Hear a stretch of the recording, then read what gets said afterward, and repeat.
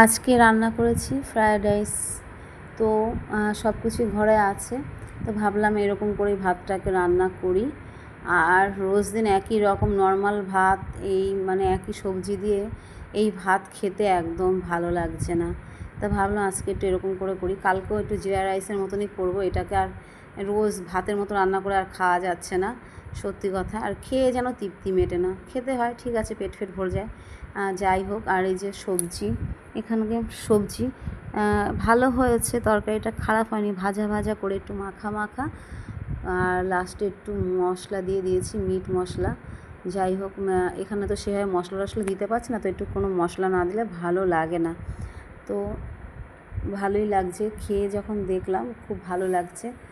রোজকার দিন তরকারি টরকারি থেকে আজকের দিনের ভাতটা বেশ ভালো হয়েছে খেতে, আর ভালোই লাগলো।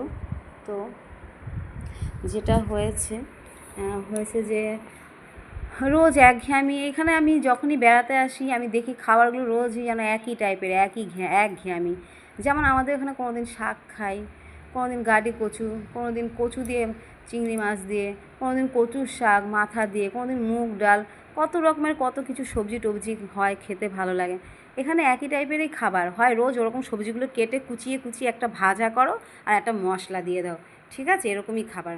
রাতে রুটি খাও, না হ্যাঁ রাতে রুটি খাও, সকালে ভাত খাও, আর ডিম আর পনির, এর থেকে আর বেশি কিছু নেই। তো সবাই খুব ভালো থাকবে।